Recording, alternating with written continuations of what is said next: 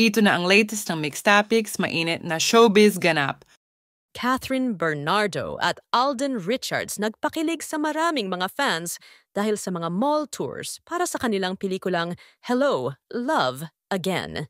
Dinudumog nga ng mga tagahanga ng Kathden kahit sa ang mall tour ang pinupuntahan ni na Catherine at Alden.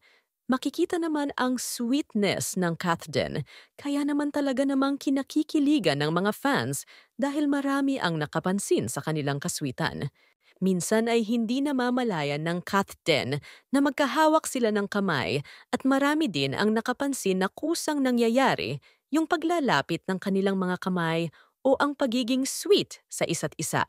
Noong unang pelikula ng Kathden na Hello, Love, Goodbye, makikita ang pagkakaiba at halata ang pagkailang parin nila sa isa't isa noon sapagkat maliban sa unang magkatambal sa pelikula, magkasintahan pa noon ang Kathniel, pero ngayon namalaya na si Catherine at wala na siyang iniisip, mas lalong naging open ang Kathden ngayon at naging close sa isa't isa.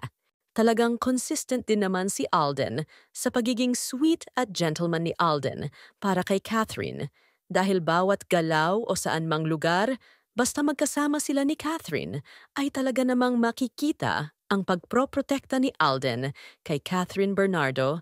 Laging hawak ang kamay, inaalalayan at pati sarili niya ay ginagamit niya para matakpan din ang mga part ng katawan ni Catherine na pwedeng makita ng mga tao o pwedeng masilipan. Ganun kabilis mag-isip si Alden.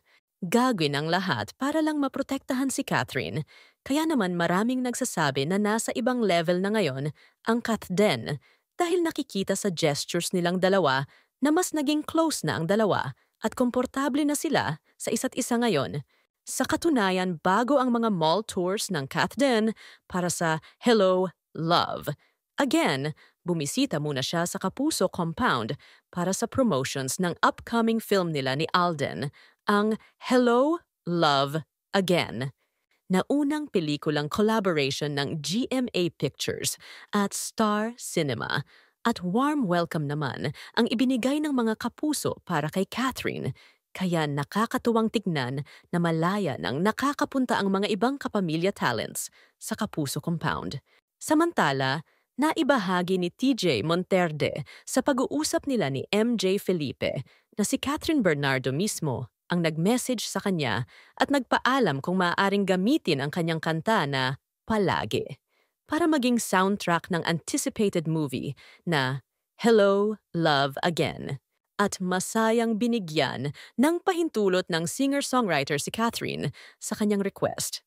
Ngayon ay sobrang busy ang Kathden para sa movie promotion nila at abala sa pag-iikot sa mga malls para sila mismo ang makapagbigay saya at para makita din nila ng personal ang kanilang mga tagahanga bilang sukli na rin ito sa mga pagmamahal at suporta nila sa Kathden. Simula 2019 hanggang na ngayon, dahil mainit paring tinanggap ang muling pagtatambal ni Alden at Catherine at mas lalo pang na-excite ang mga fans. Dahil malayang-malaya na ngayon si Catherine Bernardo, hindi rin maitanggi ng mga fans ng Kathden na umaasa sila na sana ay mabigyan nila ng chance ang kanilang mga puso. Pero since mababait at nakakaintindi ang mga fans ng Kathden at iginagalang nila kung anuman ang isinisigaw ng kanilang mga puso, kung talagang sila umano ang itinadhana ay doble-dobleng pagmamahal at suporta pa daw ang ibibigay sa Kathden. Dahil deserve nila ang lahat ng pagmamahal ng kanilang mga fans dahil napaka-down to earth umano ang Kathden at laging ipinapakita ang pagmamahal at pasasalamat nila sa kanilang mga tagahanga.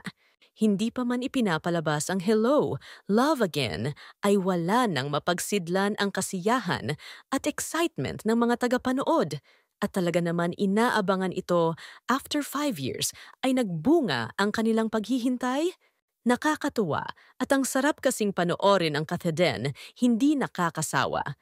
Kahit sa mga short clips mula sa kanilang mga mall tours, makikita ang pagmamahal at respeto nila sa isa't isa. Very protective and gentleman ni Alden talaga. Although gentleman naman talaga si Alden sa mga nakakatrabaho niya, pero makikitang iba si Alden pagdating kay Catherine.